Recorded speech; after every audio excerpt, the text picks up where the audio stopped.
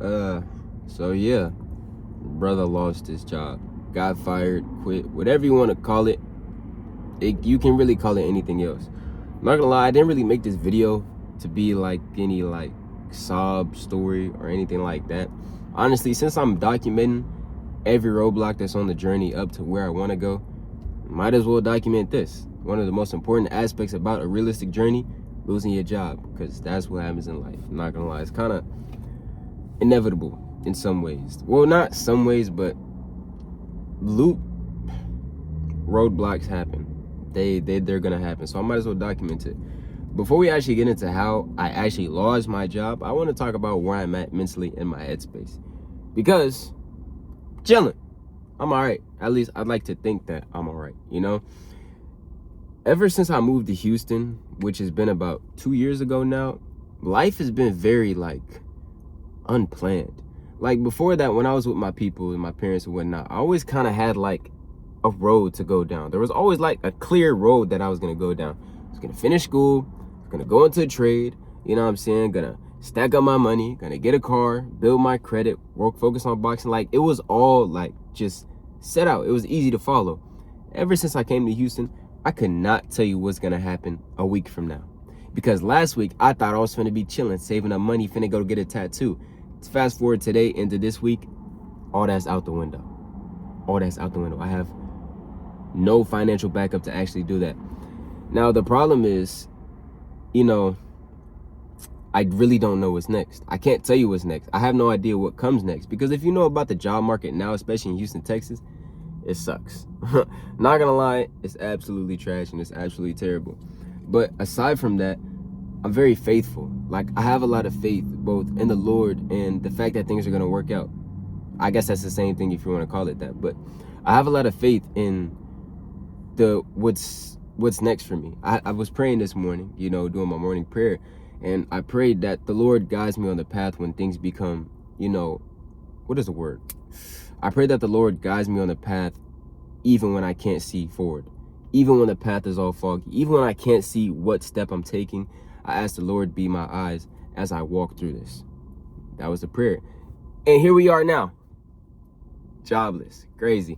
Now, the problem with this is my primary source of income outside of YouTube and other things. YouTube doesn't really pay me a dime, not gonna lie.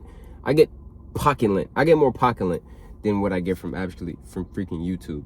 So, you know, boxing doesn't pay anything yet. Haven't gone pro yet. Music, don't make anything from music. Haven't even dropped a song to get freaking money from music. So it's like, dang. But it's honestly nothing to worry about, because the job itself, the job situation isn't anything deep. It was a part-time job. You get a part-time job anywhere. Job market sucks, albeit, but it's still a part-time job anyways. But what I'm saying is, honestly, it's both a mix of it's not that deep, but it has a lot of weight. Now, let me actually get into, y'all understand where my mindset's at. I'm all right. I'm chilling. I have faith that everything after this is going to go according to the bigger plan and the bigger picture of things. This is just a small roadblock into everything. This is just a small roadblock in hindsight of greatness, honestly. How this actually happened. Now, I want to give it a little bit of a backstory to this. I'm not going to lie. I quit my last job. My last job, I was working a trade in construction as a fire protection. I was about to say fire sprinklers. My last job, I was working in construction doing fire sprinkling. Why'd I keep saying this wrong? My last job, I was working in a trade doing fire protection. There we go.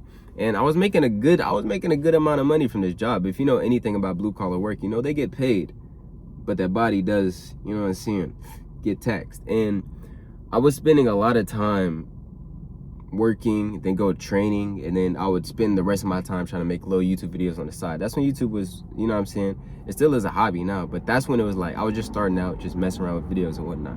And then I found a passion for it somewhere in that, and it became more like I had no time for that. I barely had time to train. I would get off work 8 to 10 hour shifts, and then I would just be trained. I got a spar after that. It was just terrible. And then the work conditions is dust everywhere. Warehouses is dirty. I'm all dirty. I don't even have time to go back home to really get sleep. I'm just from the gosh dang job to the gym, go back home, sleep, job, gym, sleep, job, gym, sleep, job, gym, into the weekends where I'll make YouTube videos all day. But that cycle was like, dang. I questioned, like, the amount of money that I was making went right back into training.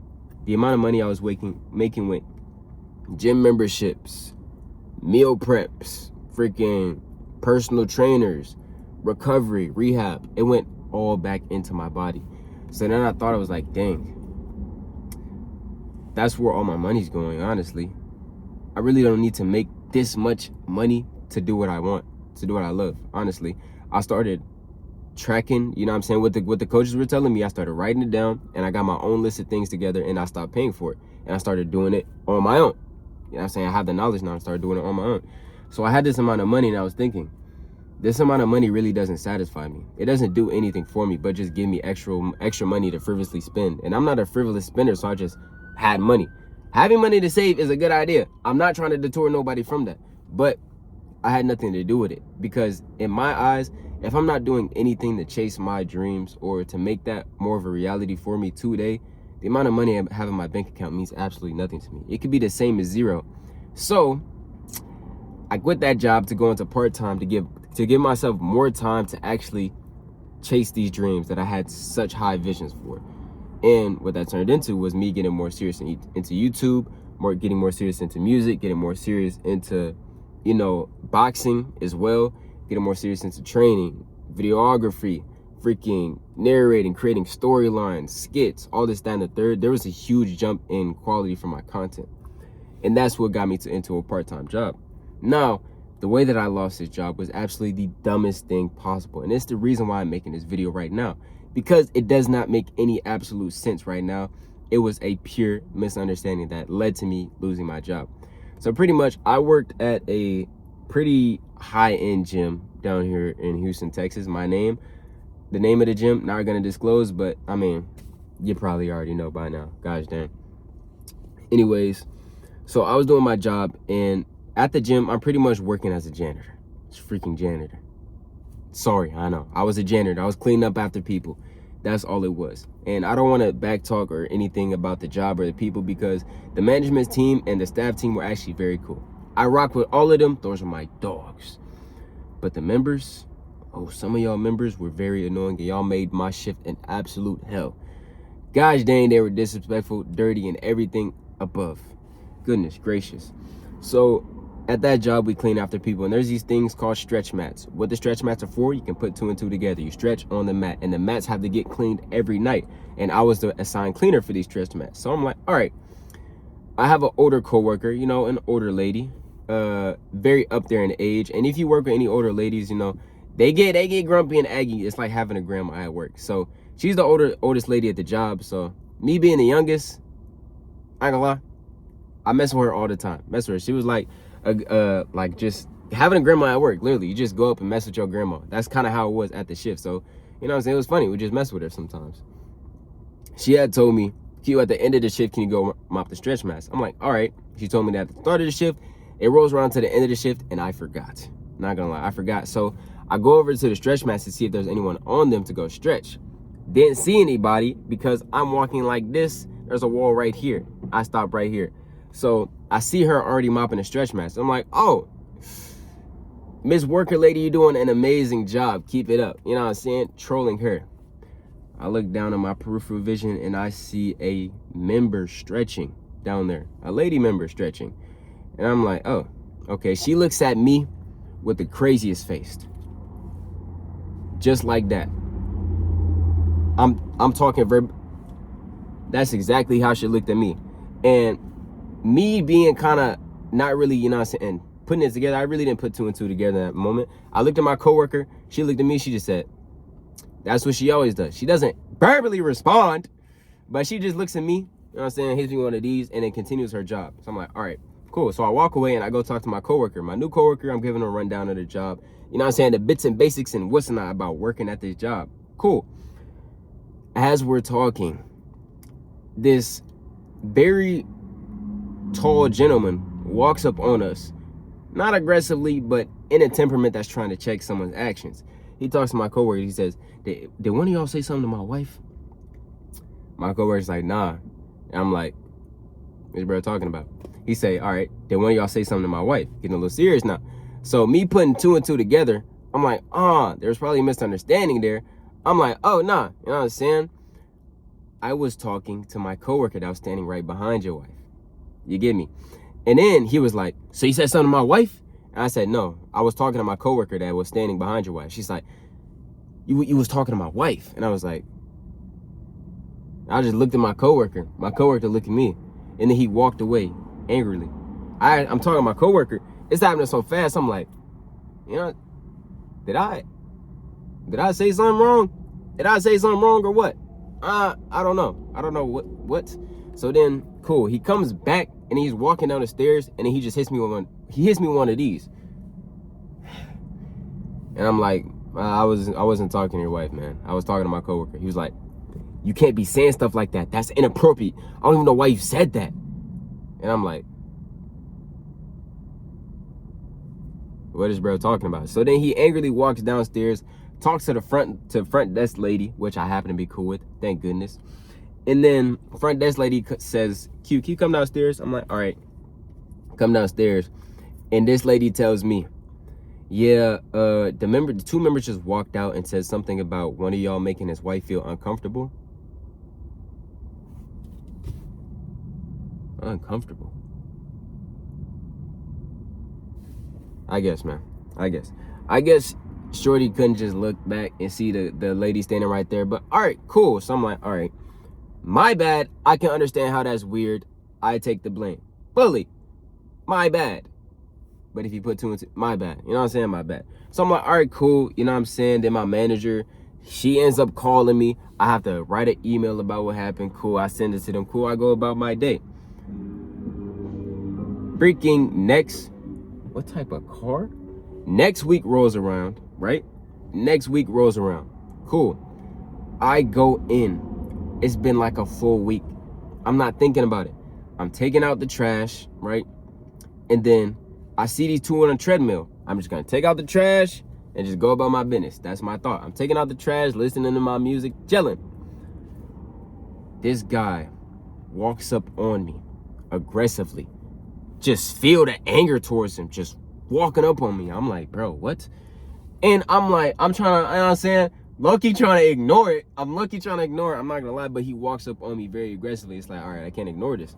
He says, you know, you really caught me on the wrong day. I'm like, you talking to me? He like, yeah, you really caught me on the wrong day. I'm like, what are you talking about, bro? Everybody gotta come out. I'm like, bro, what are you talking about? Can I help you with something? He like, nah, you really caught me on the wrong day. Talking to my wife like that. You really shouldn't even be here. I'm looking around. I'm like, what do you mean I shouldn't be here? I work here, bro. He like, oh, punk ass. Me? You talking to me? So I looked at bro like, you talking to me? And then I just walk off, you know what I'm saying? And I'm like, this guy really just called me a punk. Punk ass. No, he didn't say that. He said old bitch ass. That's what got me. I was like, he talking to me. Crazy. Just walked up on me and called me out my name for no absolute reason over a misunderstanding that we could have clearly just talked about. But he just went up and called me out of my name. So I'm like, all right, you know what? I'ma just go home. You know what I'm saying? I don't got a temper like that, but this is really pushing the limits of, you know what I'm saying, how calm of a person I generally am. Mind you, outside of this, for those that don't know, I'm a fighter. Does that have anything to do with the situation? Not until he said those words. So I was like, all right, I'm gonna just go home. So I go home, get in my car. As soon as I start that joint up, manager calls. What happened? Did so-and-so say? So I give it a rundown. I gotta write another email. I write this other email. I go home. I call my brother. I'm like, bro, this man called me out my name. I feel like one, bro. He like, bro, chill. Bro, chill, bro. Chill, bro. That is not what Jesus would want you to do. That is not how Jesus responds. So you know what I did? I was like, you right, bro. And I chilled. Forgot about the whole thing, and I chilled. I go into work.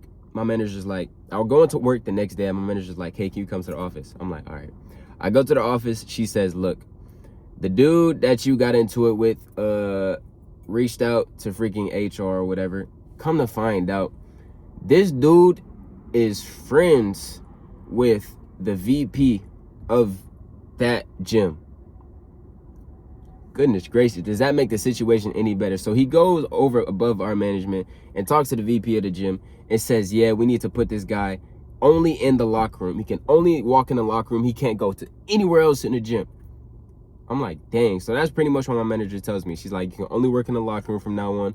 Can't have you doing this, this, and this. If you're going to go down there to get the clipboard to unlock one of the lockers, that's it. When you're coming in, when you're leaving, and to get the clipboard, that's the only time you can leave the locker room. And I'm like, dang, y'all got me on a leash right now. This is absolutely ridiculous.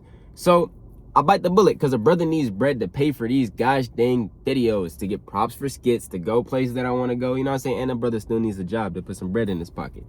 Cool.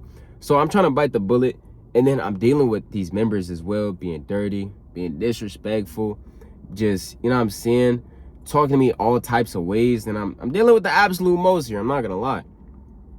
And every now and then, this guy would come into the locker room. Mind you, I can't leave the locker room, but he can come and go in the locker room as he pleases.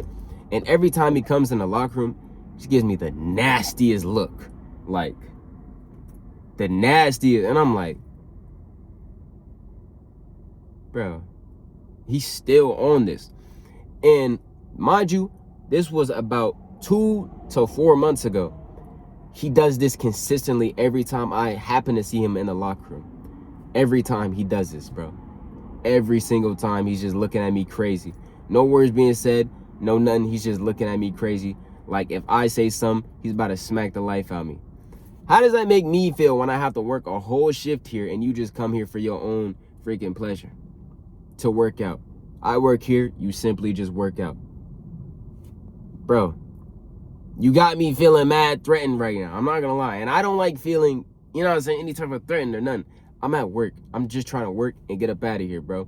And then there was other situations that turned work into, my manager literally told me, yeah, just do your hours and get on. Literally. And if your manager tells you that, bro, you at the end of your rope. I'm not gonna lie. So I was dealing with this for a while now. And I was like, bro, I can't even leave the locker room. I can't do the full job that I signed up to do. This dude is just snaring, just eyeing me down crazy every time I happen to walk in his vicinity, like he just wants me gone. And then my managers would tell me that every time I went downstairs to go get the clipboard, you better hurry up back to that locker room. You know these members want you gone. Bro, what? What are we talking about? I'm just trying to do my job. Goodness gracious. So it just turned into me getting more demotivated to do my job. And as I'm getting demotivated, these people start nitpicking on the smallest things. And then they start nitpicking. And then I'm just hearing more and more stuff from the same VP that wrote me up. And now it turns into they're looking for any reason to get rid of me at this job. They're literally looking for any reason valid enough to say he's not doing enough of a job. Get him out of here. He already can't go anywhere. And what he's doing right now, that's not enough. Get him out of here. That's, to me, that's what that situation was. And it's like, bro, what are we talking about, bro? My goodness. So at that point, I was like, bro, thinking about work just put like a freaking debuff on my mind. Instantly tarnished. Mood gone. I'm saying I'm in a happy mood. You know what I'm saying? Hey, just say, you know what I'm saying? Get to the work. Killed it. As soon as I opened up that door and that work air hit me. Gone. Happiness out of there. Just happiness out of there, bro. And I'm like, dang, this is a very like terrible thing to be with, bro. I'm not gonna lie. At this point, this guy is just freaking, what's the word? At this point, bro, guy just harassed me with shit. He just harassed me in the workplace. Like, bro, I can't even do my job, and you got this target on my back for absolutely no reason because of a misunderstanding that you could have just talked about or used your 2 cents in your brain and figured out. But nah, that's just the type of guy he is. Come to find out, I'm not the only person that has dealt with some type of situation with this dude in a similar manner. This guy just is like that, and he's been a problem for multiple people already, including other ex-people that quit because of him. So it's like, bro, what? So fast forward to today, Friday, don't know the freaking date. I mean, Thursday, don't know the freaking date. Don't really care. I'm working, and then my manager's like, hey, can you come to my office? I'm like, all right. My manager's mad cool. She's the only reason that I was there for that job for that long. So shout out to my manager, bro. Shout out her. I get to her office, and she says, did you say anything to that dude that pretty much got you stuck in the locker room? And I was like, no, I literally haven't seen this guy besides one time all week. She's like, all right, did you leave the locker room at all? I'm like, unless I was getting the clipboard or the key from my other coworker, no, I've been in that locker room all week. It's terrible. She was like, well, the VP called and said, you're not doing your job. Or the VP called and said, you've been outside the locker room. Something like that. And I'm like, I literally can't go anywhere else besides the laundry room and the locker room. I don't even go anywhere else unless I'm freaking leaving or getting the clipboard, like you said. And then she's like, all right. She just gets stressed. She's like, all right, I'm gonna have to figure something out. I'm like, this shouldn't even be a situation to figure out, bro. They're making this mad complicated. And I say, oh, matter of fact, I saw the dude. And I tell her, the other day, about Monday this week, I get out the restroom, right? And I'm washing my hands. I see the dude on my peripheral vision. He just looks at me, as he angrily always does. And I'm like, all right, you know what I'm saying? Give him a quick, you know what I'm saying? Give him a quick one of them, quick respectful nod. He just looks at me. I'm like, all right, this guy is clearly just disrespectful. What? Not even gonna nod back? That's just freaking rude. The heck? So he's walking past, right? I move out of his way. Guy just walks right past me, angrily. And I'm like, bro, this guy can't be this mad, bro. That jump happened like 3 months ago. How you still hanging on to this, bro? And it was a misunderstanding. You know what? I'm not even about to go back to it. So that's what I tell her. She's like, okay. And then my other coworker chimes in and say, yeah, he had a problem with some of our other workers the other day. So this guy's just been causing trouble. Hey, but the VP's best friend, right? You know what I'm saying? Cool, I guess. Cool. So anyways, she's like, all right. She calls the VP. The VP calls mid-conversation. And then the premise of that conversation was like, yeah, apparently Q doesn't understand the severity of this situation. He can't leave the locker room under any circumstance. So whenever a member has a lockout to their own personal locker, he can't go downstairs to go get the clipboard. Another member that's actively doing their job has to stop their job to go downstairs to get the clipboard to help Q, because Q can't leave the locker room for a misunderstanding. That's pretty much what he said. That's exactly what he said, actually. And I'm looking at my manager. She looking at me. We just both like, how does that make any sense at all? That's just extremely complicated, and it just negates the whole point of, like, literally, how am I supposed to get my job done if I can't even leave the job? I can't even leave the place to do the job that I have to do because an item is downstairs and it cannot stay upstairs because someone stole it last time it was upstairs. What do you want me to do about that? I'm just a worker. And my manager's like, yeah, I ain't gonna lie, this not about to work. And I'm like, I agree. She said, look, honestly, I'm looking at this situation in two options. I can either move you to the morning shift or take your leave. We're gonna have to move you out. And then I'm looking at it, it's like, the morning shifts is pretty much the same situation. Who's stopping this dude from just coming earlier in the day? Guy probably does come early in the day. I just come to do my hours. He comes early in the day, and it's not like I still get full access to the floor. It's still the same situation. I can't leave the locker room even to get the board, even if he's not here. So it's like, what am I supposed to do? So honestly, leaves us with one situation to go, honestly. And that's where I talked to my manager, and I was like, I ain't gonna lie, this guy just harassed me at this point, just pointing stuff out, nitpicking. He's reporting things to the VP that saying I'm just lying around, lazing around, not doing my job, when that's the only thing I have in there to do. Fold some towels, take out some dirty towels, and clean the rest of the stuff out there. It's not much of a job to do, doing my job. And if I'm not doing my job, I'm in laundry helping other people do their job. So it's like, bro, what am I supposed to do? So I told my manager, I was like, yeah, at this point, this guy's just harassing me. I can't even get my job done. I can't even do the job that I signed up to do because this guy's making it impossible for me to do this job. How am I supposed to do this? I don't have full access to the floor, which I applied to do. So it's like, and I can't even do my full job in the locker room now. So at this point, I'm just being a hindrance towards everybody, and I'm getting harassed by this guy, and every time I see him, he has the meanest mug on his face, and he just wants me gone. The guy just hates my existence. He just hates my guts. Just like the thought of me and him being in the same vicinity. Oh, I gotta get this guy out of here. That's exactly what this guy is doing. It's like, bro, what do you gain? What do you want? If you wanted to have a conversation like a normal, regular human being, bro, mind you, gang, I'm the ripe age of 21. You're over 40. Pack it up. Have a conversation. Sit down and talk about this. Why would I want your wife? Why? And if I did, what's stopping a conversation? Literally. Not if I did. That's crazy. I never did. What's stopping a conversation? All right. Were you talking to my wife? Yes or no? No. How do I not know? Go ask the person that I was literally talking to. I go talk to the person. Yeah, he was talking to me. Problem solved. What are we talking about, bro? You just made this like 10 times more difficult to get me going for absolutely no reason because you don't like how. Anyways, bro. Anyways, I'm not here to get stressed out over the situation. I honestly just don't know what's next because life is becoming very uncertain. At this point, shoot, anything could be next. I don't know, bro. I don't know. But, you know, I got nothing but time now, so. Anybody want a video? You know what I'm saying? Who wants some videos? Anyways, that's the end of this rant, bro. It's pretty much how I lost my job to something completely out of my control. Perfect. Life is life. And if I could give any piece of advice to anybody, I want to say, take advantage of the things that are there while they are there because nothing is set to last forever. Understand that, take it with a grain of salt, and apply it to your life. Anyways, peace. I'm going to go make some skits.